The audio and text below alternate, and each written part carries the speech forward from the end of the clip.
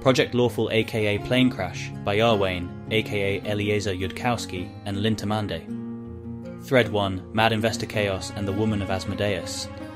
Episode 67.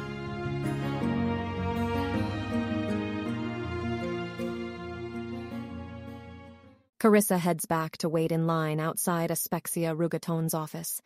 She can use the time anyway, honestly. She knows perfectly well the tack she took with Mayal will not work with the Grand High Priestess, and she should really kick herself with an owl's wisdom and think through what might. People are still acting just about exactly as deferential and wary as before, proving that it was not, after all, the shirt. Noted. In some sense, the entire aim of Project Lawful is to produce Aspexia Rugatons reliably. She's Asmodean, obviously, can't get more Asmodean, and she's... Admittedly, Carissa has only heard her speak a few times, but she's heard people speak of her more than that. She thinks Aspexia Rugaton might be Evil Dath Ilani, or at least much closer than anyone else. But, obviously, Aspexia Rugaton is not competent to train Aspexia Rugatons. She must herself have ended up like that halfway by accident, with felt insights she can't share. More fragments of the law inside her than inside anyone else, but still not rules-bound enough she could teach them.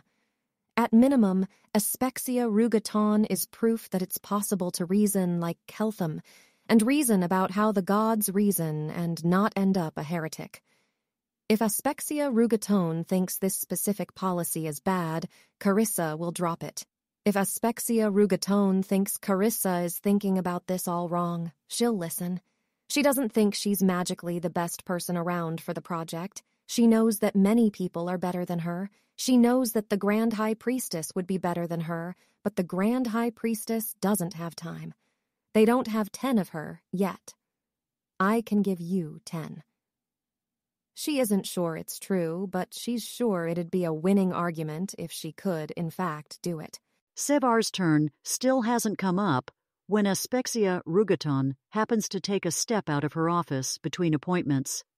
Same doompunk outfit as the last time Carissa saw her, but on any occasion where Aspexia Rugaton is not smiling cheerfully at an outworlder and bending all her splendor to the goal of apparent amiability, she does not come across as a grandmother gender-troped kindly old lady. Rugaton glances around, spots Sevar, and frowns. "When were you planning to tell me Carissa Sevar was waiting on me?" she says to her emotionless-appearing secretary. "I was not informed that I should interrupt." "Whether you interrupt me depends on who I'm with, but if Sevar shows up in my office, I at least expect to be notified between appointments." Rugaton turns to Sevar. "Step inside," she says, her voice no less stern and harsh than would be expected of the Grand High Priestess, even when talking to Carissa Sevar. Okay, this has gone beyond there's an energetic palace rumor mill, because Aspexia Rugaton would not care if there was an energetic palace rumor mill, and it's not the shirt which she's no longer wearing?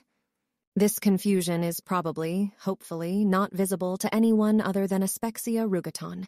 She stands and follows her in. Aspexia Rugaton's office is not a throne room, and was clearly designed with the constraint in mind that it needed to not be a throne room.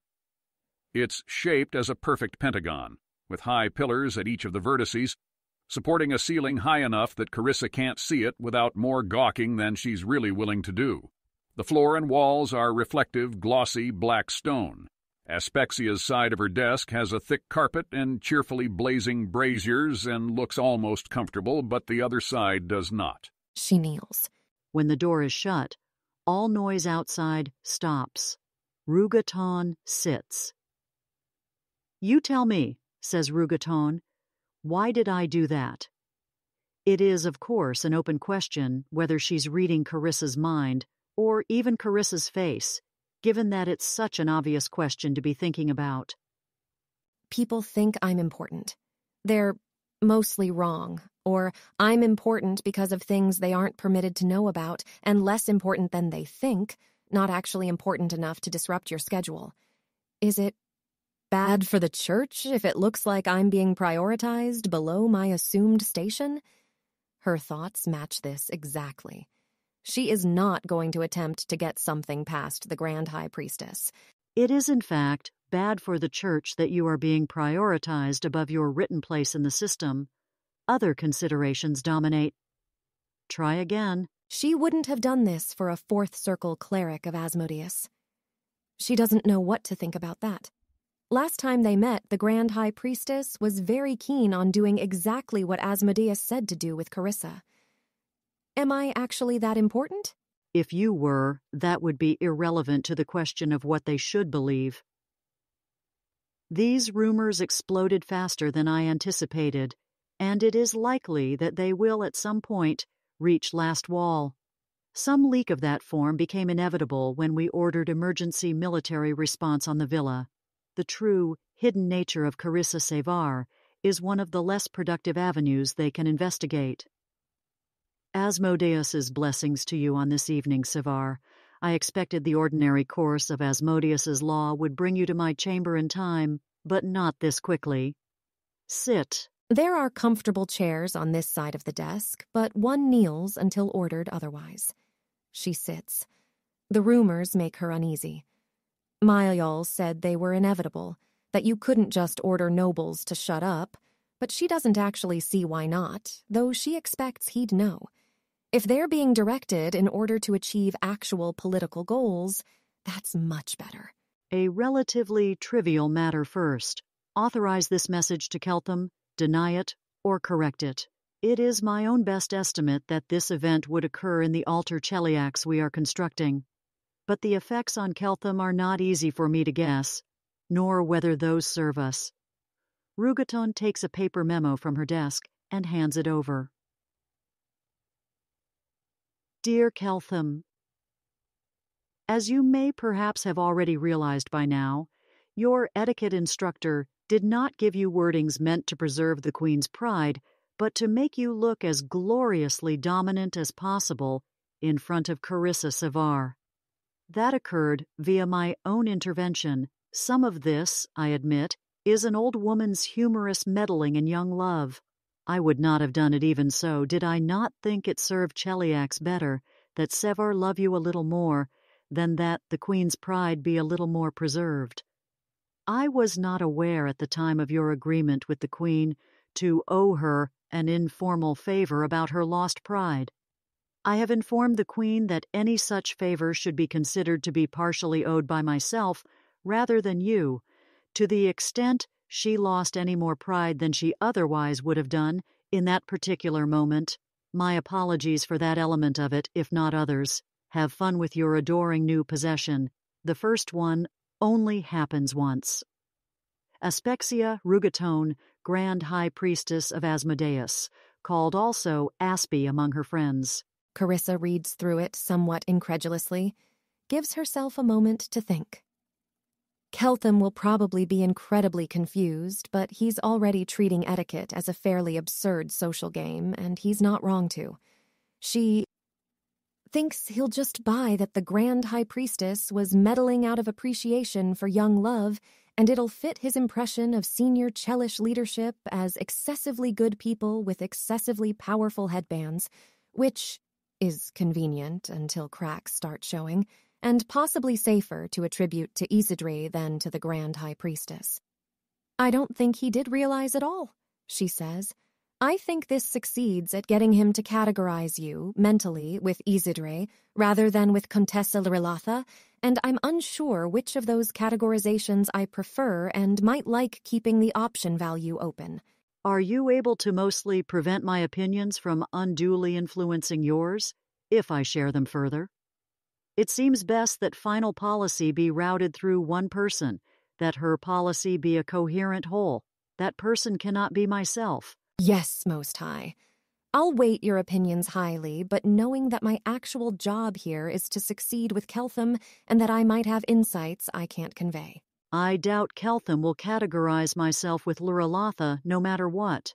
He considers lawful beings to be a species apart within Golarion. He is correct, and this is a true and deep fact about Golarion, and all else he sees will tend to accord with it. Without constantly referring to a devil's advice, I would not be able to pretend to be like Lurelatha to Keltham. My primary concern generating this note was that Keltham will realize later that his etiquette instruction was off, and then will wonder why this event, which should have occurred in Alter Cheliax, did not occur in his reality. The final decision is yours, and does not need to be taken immediately, at least not in my own estimation.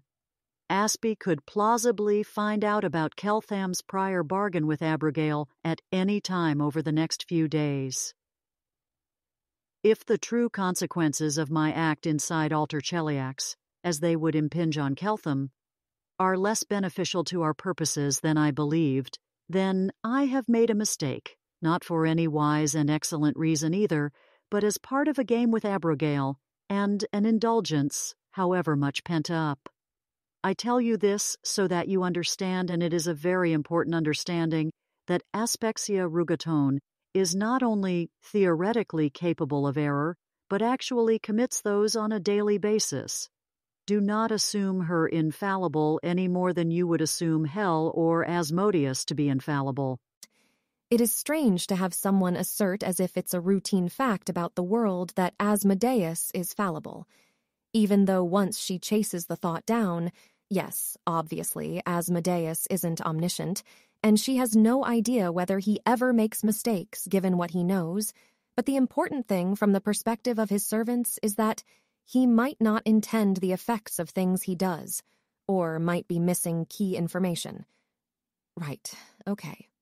She's absolutely not going to have opinions on the game played between the Grand High Priestess and Abigail. Some things she does not need opinions about. Yes, Most High, she says. I think it should be sent tomorrow afternoon, and will countermand that if I change my mind, which I might. If you're saying that to give yourself a measured time to think, I will send it in 2 days, unless I hear otherwise from you by then. You have not realized how much busier you are than you think yourself to be. That particular move in the throne room is one I'd almost never play, even if I was making an indulgent move against Abigail. If circumstances had become less strange than they have now become, under circumstances less strange than these, I would be very unlikely to do something because it was cruelly funny, in a situation otherwise of interest to Asmodeus. Cruel in other ways, certainly, but not cruelly funny. Has your mastery of Keltham's teachings of law reached the point where you can already guess why? I don't think so. And she hates not passing tests, but better to know what she doesn't know. Asmodeus knows what mortal humor is. Asmodeus has seen many, many cases of mortal humor. It is still relatively harder for him to predict. Humor is one of the things that mortals do, which is least like anything done by gods, who were never mortal, and there is too wide a variety of ways for something to seem surprising and funny to a mortal bent on that. The most fundamental fact about all of our lives as Asmodeus's servants now is that we are living in a world of shattered prophecy. It now actually matters to our Lord whether we are being cruelly humorous or just cruel at key moments. So the thing you did in the throne room is costlier for him to anticipate than everybody staying in line and doing what they're ordered to do. The entire affair in the throne room was already so far beyond Asmodeus's plausible ability to have predicted, or at least predicted using only his own powers, that it didn't matter at that point whether I started being funny. In a closely related matter, the Queen has noted to me that you are, as they say in the lands beyond our Lord's correction, in love with Keltham, as she told you that she would. The Queen referred your correction, if any, to myself. How would you go about deciding whether or not to do anything about that? Were you the Grand High Priestess? Oh, she knows the answer to this one. Asmodeus said not to be proactive in my correction beyond the ordinary course of Asmodeus's law. It's obviously not ordinary to correct people for having stupid feelings. It's self-correcting, really, under ordinary circumstances. I don't know if it's ordinary to correct people who are on important espionage missions who develop feelings about their targets, but whatever's ordinary, I'd do that, were I the Grand High Priestess. Somebody on an ordinary important espionage mission would certainly be corrected in that. By advice and warning while they were on their mission, if perhaps it was not both possible and prudent to send them to a torture chamber just then. By more severe correction upon their return, assuming their souls sufficiently bought that this would not disincentivize their return. By the time we get to you and Keltham, we are so far outside the ordinary that there simply isn't any answer by reference to what we usually do. There is still a clear meaning of ordinary law, however, in that case. It means then not to do what we usually do, but to do what we'd have done without a message from hell singling out Carissa Savar. Even absent that message, however, Carissa Savar ends up in this office hearing essentially what I am telling you now, only except without any parts about a message from hell to be ignored, which is why we are having this conversation in the first place. This other Carissa Savar is then asked to say what she would do about Carissa Savar's love for Keltham if she were the Grand High Priestess. Obviously, it would be good for my soul to be corrected, as severely as necessary for it to actually stick this time. I suspect it would not be good for the success of the project. I could be wrong about that if, in the experience of more experienced people, I'm closer to betraying Cheliax than it internally feels like I am. That's a plausible reason for Ferrer Mayol to make that decision. It is, according to his reports, mostly what he decided and why. When you end up in the Grand High Priestess's chamber, it means that matters have gone beyond the mortal and are dealing in the plans and interventions of gods, such as, for example, the intervention of Asmodeus that started up this project. Do you believe that the feelings of love between you and Keltham are part of a plan that Asmodeus made? I don't know. Asmodeus called him my teacher and said I wasn't to be separated from him. That suggests to me that Asmodeus intends some consequence of me learning closely from Keltham, and the obvious one is that it makes me better at the project. I don't know whether feelings are like humor in being costly for our Lord to predict.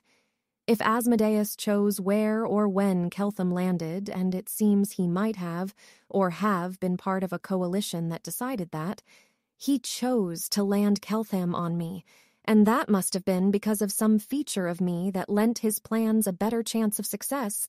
And it seems like a notable feature of me that apparently I have feelings. Uncertainty. What share of approximately loyal Asmodeans would have this problem? The way in which you and Keltham have matched, the speed with which you have seduced and corrupted a boy steeped in lawful good beyond all imagining, the speed with which he has seduced you, the twisting events that managed to bring it all about, are not only far beyond the reach of mortal coincidence, but also beyond Asmodeus's ability to make plans about individual mortals interacting, as I have ever seen those plans demonstrated before. With prophecy shattered, there are exactly two forces named to us, that could possibly still be responsible. First, tropes, which may or may not exist. Second, Nethys. Well, Carissa doesn't like either of those at all. Your thoughts as to what the Grand High Priestess should do about that? So far, things have worked out well for Cheliax and Asmodeus. They have locked away Asmodeus's competitor. They are in the middle of conquering Nidal, the first meaningful territorial expansion of Asmodean Cheliax. They have all Nidal's diamonds and will come out of the war richer than they started it, not to mention with most of their casters strengthened. Honestly, in the Grand High Priestess's place, she'd be tempted to declare they should stop while ahead and kill everyone, except Otolmen's instructed that Keltham be contained, and probably there are all kinds of people chomping at the bit to raise him. What does Nethys want? Almost unanswerable. He did warn them of Nidal's attack. He likes magic and explosions. There'll be lots of explosions if Keltham teaches Cheliax the weaponry of his world. Maybe Nethys thinks Cheliax is competent to prevent Keltham from destroying the world while allowing him the chance to advance the field by thousands of years. Maybe Nethys is trying to explode Cheliax. What do the tropes want? For Keltham to have an interesting sex life, Keltham thinks. For the holes that his lawful good society left in him to be filled. For him to realize his shape isn't an error. Maybe Keltham being seduced into evil is satisfactory to the tropes. When Sevar has not spoken for a time, it is still not clear whether or not Rugaton is reading her mind. Rugaton speaks again. A further factor, one highly relevant to my decision, whether or not to have your feelings corrected. We have just received instructions from Hell that we are to cease that particular policy by which temple-instructed children seen to have fond feelings for other children are noted by their instructors for additional correction in the form of being forced to do evil deeds that train those feelings out of them. They will still receive universal training in Asmodeanism, but children who display fondness for others will not be singled out by the instructors for such further correction.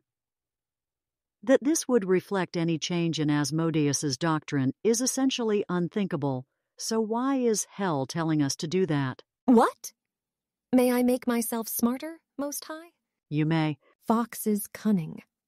She should have noticed faster that she was confused by all Asmodeus's un-Asmodean instructions. No, that's not quite fair to herself. She noticed it was weird and drew conclusions. Specifically, it's how she concluded Asmodeus cared more about their succeeding than their being Asmodean. Backtrace now. You don't know the reason why. Asmodeus is giving un-Asmodean instructions. It's not because he has changed his mind, it's he and Abadar, or he and Irori, have a deal. Most High. It has not escaped Carissa that Irori might be involved in the effort to bring a more perfect person to Golarion, and that this might be why she was warned not to think herself too like Irori. Not in that particular regard. This is specifically and narrowly something that a good god alone would request from Asmodeus if they had delivered to our Lord something else that he wanted. Very likely the bargain involves no net decrease in the number of souls Asmodeus receives in the end. There is little that he will trade for souls other than souls. But Asmodeus is not fonder of kindly souls than cruel ones, once they are delivered to him in hell. Whereas to good gods that does make a difference in how much they whine. Some good god has merchanted him additional souls, somehow, and taken a few naive children in trade. I would be amused to hear what good's mortal followers might say of that, if they knew. Dabbling in the soul trade is supposed to be very evil after all. One may further remark that the entire affair is rather more chaotic good than lawful good or neutral good. I didn't know we make deals with the chaotic good gods, on account of how they're incredibly stupid. Our Lord is the Lord of compacts. Asmodeus will deal with anyone that deals with him, though in that case he might have demanded to be paid before and not after. Nod. And so the ultimate factor controlling my decision is simple. Our Lord is known to be continuing to intervene. We may hope, though with fear in our hearts, that he is actively monitoring this situation. These events are obviously not Asmodeus's handiwork, but he is known to be bargaining and to be receiving things that he desires enough to pay for them. It may be that much is hidden from his sight, it may be that it is not. It may be that our Lord would will these events to continue if he knew of them. It may be that he would have them stop. If it is to my Lord's interests that these intricate events he could not have arranged himself continue to occur, then I can only work his will, in that case, by not disturbing them. If I disturb them against his will, he will be realistically unable to tell me how to put them back on track, even with 100 visions and 1,000 messages from hell. If he wants it all shut down, one vision or one communication from hell would suffice. I would not ordinarily reason so, for every divine intervention is greatly costly to him. I dare not imagine what other opportunities he has foregone, in this place or in others, for the sake of all this. But here, he is intervening over and over. To make myself easy to control across both cases of what my lord could plausibly desire of me, I will allow this to continue unless my lord tells me to stop, and pray that he is indeed paying that much attention. I am not going to refrain from having your feelings corrected at all, especially if it happens in a very predictable and Asmodean way in a particular case. But having this strange entanglement shut down by hammering those feelings out of you, that I will not do, yet. Now, Sevar, do you think you are able to know all this, without that tempting you to do ridiculously complicated and unpredictable things, in order to, as you imagine it, keep the plans of the gods on the track you imagine they were supposed to be on? Why would she be tempted to do ridiculously complicated and unpredictable things that would make it harder for Asmodeus to follow what's going on? Probably what the Grand High Priestess means is that many normal human things are ridiculously complicated and unpredictable to Asmodeus.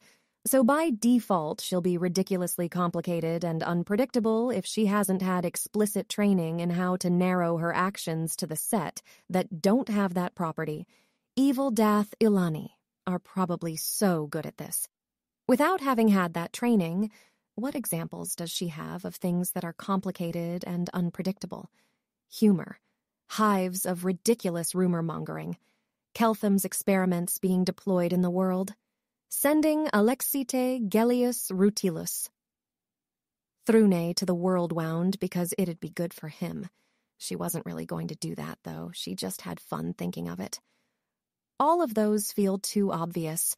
All of those would also be hard to predict for a human overseeing the project.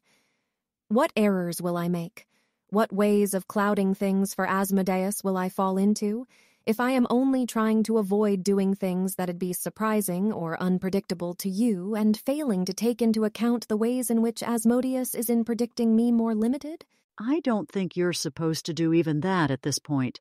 You are working to somebody else's plan, and they have, if not prophecy, then something like a last shattered fragment of it. And Sevar, trying to be predictable on purpose can make you less predictable to our Lord, or even to me, because most people are not trying to be predictable when they make decisions, just deciding them. Thinking like that makes you less like most of the mortals our Lord has observed before.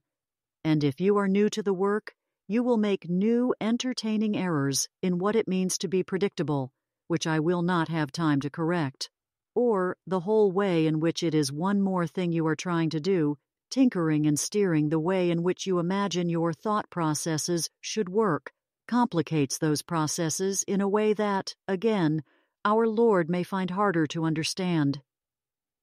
I don't suppose I'm making any sense to you at all, yet. I pray that it is yet and not ever. You have no idea how much I'm praying for it. Meanwhile, don't try to do any incredibly complicated new things inside your mind in order to make yourself more predictable. Is that a simple enough instruction for you to understand? Yes, Most High. Keltham would understand more than that. Dath Ilan would understand more than that. She's suddenly sure of it. Good. I have come to a conclusion about what level of intelligence in you best suits our Lord.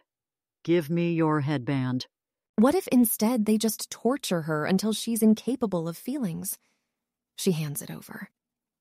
The fox's cunning hasn't quite worn off, so she doesn't feel the absence yet.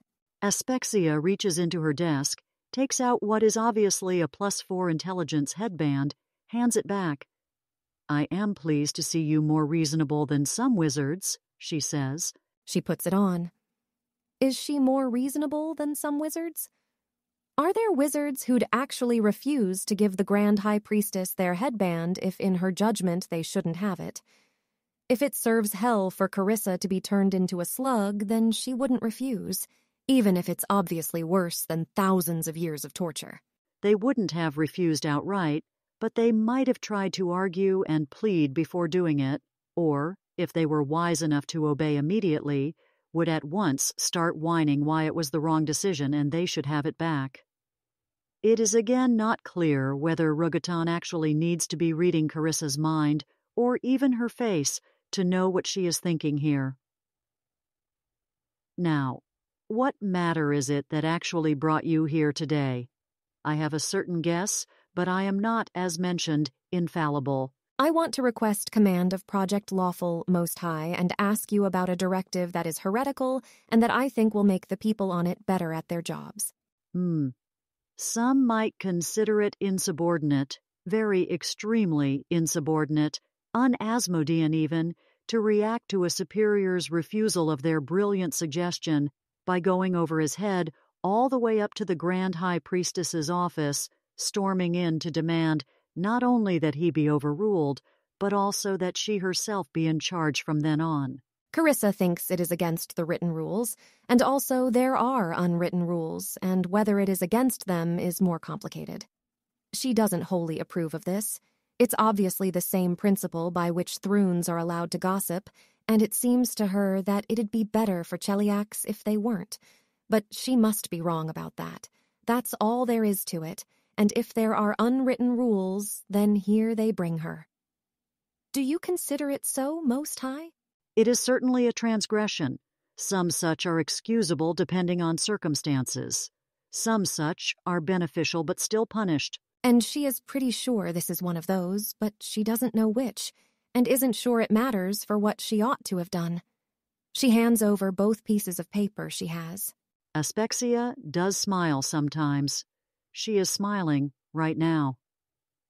I seem to be looking at a piece of paper you wrote, signed by Ferrer Mayol, saying that you have business for the Grand High Priestess, and another piece of paper in his own hand, indicating that Mayol is not confident in his vision and unable to judge yours.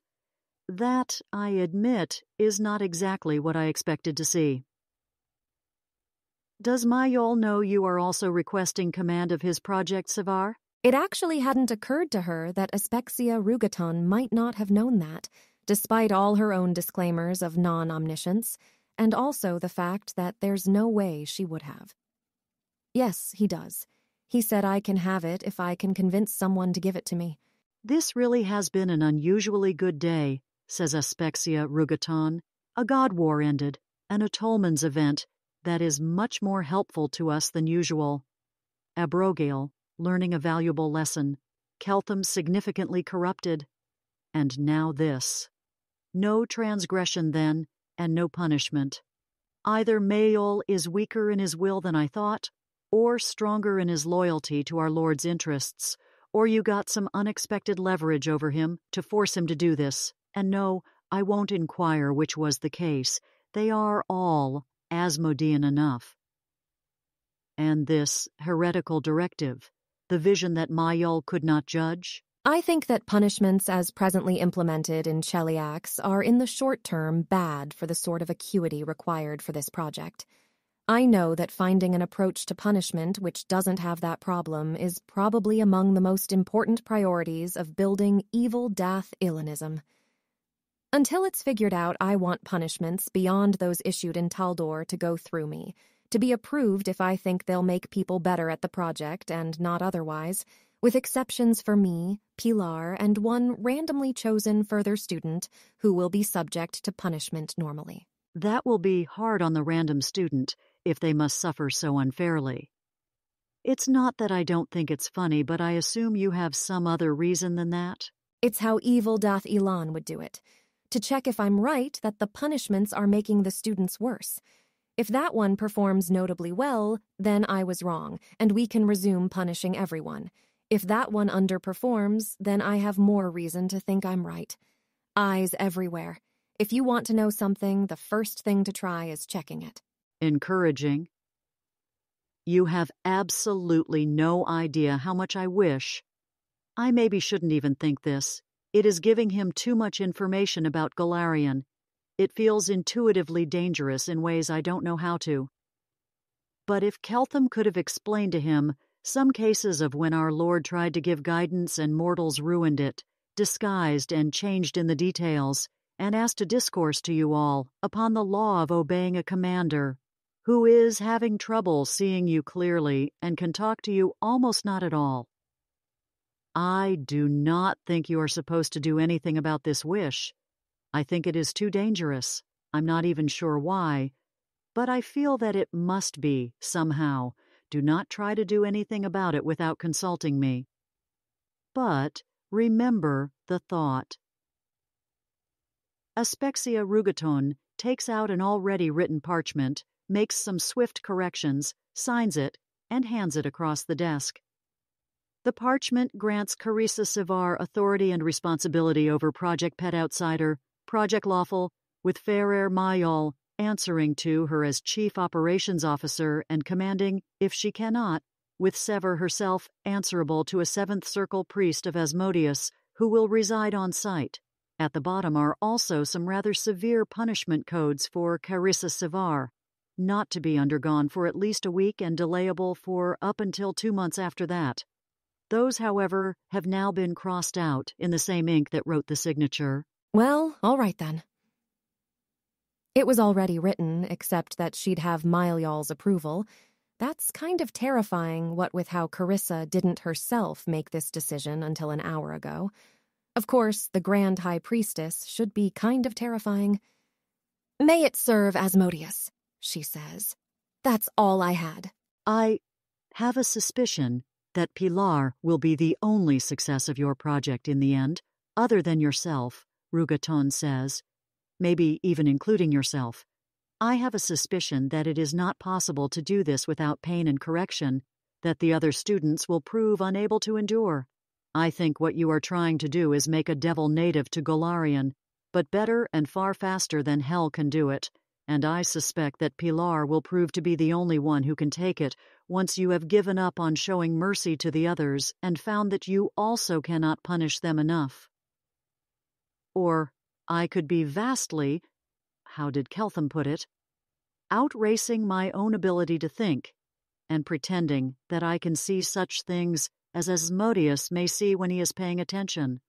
But do not expend Pilar without need. I was thinking, it doesn't have to be possible to achieve with everyone. If we can take 10 million Chelish people and get 10 of you, that's more than worth everything, especially if we can identify them in advance as being able to take it. Wrong. 1 of me is worth 1 million Chelish citizens. 10 of me is not worth 10 million. And do not forget Abrogale's insight, which I should have seen myself, perhaps. But her crown is admittedly more powerful than mine, that, depending on what bargains our Lord may have made to bring Keltham here, or even what spies may learn from us, it may be that we must compete against students from Osirian and Lastwall, being taught in kinder ways, and without falling into what their own gods more permissively deem to be heresy. 10 Aspexias will not compete against that. It is not even the right sort of military. Then it'll be good news if this law can't be taught mercifully, if the girls who are punished do better. She doesn't expect it, though. If they corrupt Keltham, though, that'd be an edge Lastwall and Osirian won't be able to duplicate for a long time. I understand, Most High. Go with Asmodeus. You are dismissed. Oh, and don't forget to act on the way out like you were here to instruct me, and not the other way around. Rugaton chuckles briefly, smiles briefly, and nobody else in this office is going to see the slightest hint that it isn't genuine. The primary purpose of this manipulation of the runaway rumor elemental is, of course, to corrupt Sevar herself, in this case with pride. Aspecia has not forgotten that Irori may still be in contest for her, among other possibilities being considered. If people believe that, then they're all so stupid it's astonishing they function. It's not like Contessa Liralatha's contract, which was a plausible lie, a world they could easily really have been in. But it is fun. Carissa steps out of Aspecia Rugaton's office, looking satisfied with herself. "Pilar!" she says cheerfully to the room that contains only people who are not Pilar. "I'm in the mood for some fun." "Oh, nice! I'm at your service, of course." Why is she in the Grand High Priestess's waiting room with Carissa Sever? Carissa surveys the room as if deciding whether anyone else in it is any fun, and then walks away down the hallway with an arm around Pilar. "Aspexias, welcome to join us."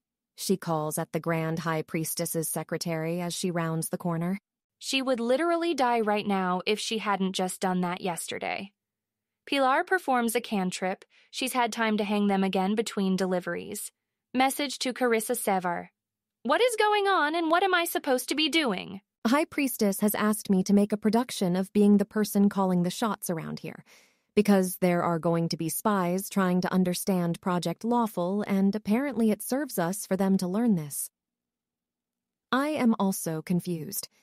Does your curse require us to actually have fun? I can't fuck you because I promised Keltham I wouldn't. It is possible to do fun things to me besides fucking me, but I could also give you a cookie, I guess. I'm still figuring out how this curse works, and just mentioning this to anyone with authority, I have an increasing suspicion that if I don't throw somebody an impressive surprise party on purpose, very soon it is going to happen anyways. Who won't say anything about it? A Barco. Let's throw a Barco a surprise. Carissa's now your boss party. This is so awful. I want to do that too, but my curse won't let me. The party has to be, for them, not for us making fun of them. Stupid good is still good. Wait, you're a Barco's boss now? I am now project director. Though you're still the Grand High Priestess's favorite, you could throw Asmodeus a surprise welcome back from hell party? Carissa steers them towards Mayal's office. Pilar frowns. You'd think that would go through, but it doesn't. Can you use this to figure out people's deep motivations? Surprise party for the Queen. Carissa Sevar has gotten herself into trouble, and you can statue her now. That's definitely 8 kinds of illegal. Surprise party for Mayal about me taking over the project. No answer. You can use it to figure out the motivations of people with respect to things you actually want to throw them a for-them party about, is I'm suspecting my curse's answer here. Would you maybe have not totally sincerely wanted to congratulate Asmodeus on coming back from hell? No, I think I would have wanted to. She's strikingly good at math, and I am worried she doesn't have the discipline to keep contributing to the project if she's getting tortured a lot. I was torn between hoping hell had helped with the discipline and hoping it hadn't kicked her back into her shell, so she's harder to use. I have no idea what chaotic good thinks of either of those motivations. Pilar has now been repeatedly and directly exposed to Project Lawful's hidden power source, a thing called a Dathilani in its own language, for multiple hours over sequential days. This has consequences. Do we know anybody else back from hell? Pilar says. Maybe it doesn't work on hell-related things. All the rumored weirdness and all the real weirdness is only a distraction from the true effects of Dathilani exposure, though a very effective distraction if your mental language lacks even the conceptual vocabulary to describe what Project Lawful is actually about. Mayal? I don't know if he went to hell or just to judgment. Balaguer and Torres on security. We don't want to throw them a party. We want to know if my curse works on hell things. I hate chaotic good so fucking much. Hey, imagine how much harder Asmodeus's life would be if good were not incredibly stupid. You're a very powerful argument for Asmodeanism, just bopping around where Keltham can see you. It's possible they know that. Elysium said that I was truly loyal to Asmodeus, and so good would prefer not to use me against him, and my being oracled would end up with Lord Asmodeus being better off than if I hadn't been. The Grand High Priestess thought that was credible but ominous, and that maybe there was a bigger plan against his interests, like the plan is to destroy Cheliax, and then I end up preventing a new world wound from opening in the crater. Well, all right, then. Wait, why does good prefer not to use people loyal to Asmodeus against him? I did not know that. Did you know that? Does that mean they'll actually give up and fuck off once everyone's loyal to Asmodeus? I mean, it was what they prefer, not what they always do, according to them. But I'm not actually an expert on chaotic good and would rather not learn. This about Pilar Pineda. She walks through Cheliax a lot less nervously than others. It's fine and proper if she's punished fairly, and even an unfair punishment isn't so terrible. Her loyalty to Lord Asmodeus is, if not absolute, strong enough for her to feel pretty confident in it. If Pilar says anything that sounds questionable, anyone who checks her loyalty will discover that she is thinking all the proper things under detect thoughts. It's fine for Pilar to say that she'd rather not learn about chaotic good, because any superior who rounds on her for that will find Pilar humbly saying that of course she'd do it if ordered. She'd never dream of not following orders. Scan Pilar as you like with detect thoughts. You will find that she is absolutely sincere about that, and not in the way of somebody having to suppress a lot of thoughts either. Cheliax is safe for her, and if she is executed there, she gets to go home. Keltham might at some point ask, Carissa says, a little sharply, because Pilar should have thought of that. And then they're at Mayol's office. Surprise! You're not responsible for Project Lawful anymore. It's going to take a long time to get all the confetti out of this office.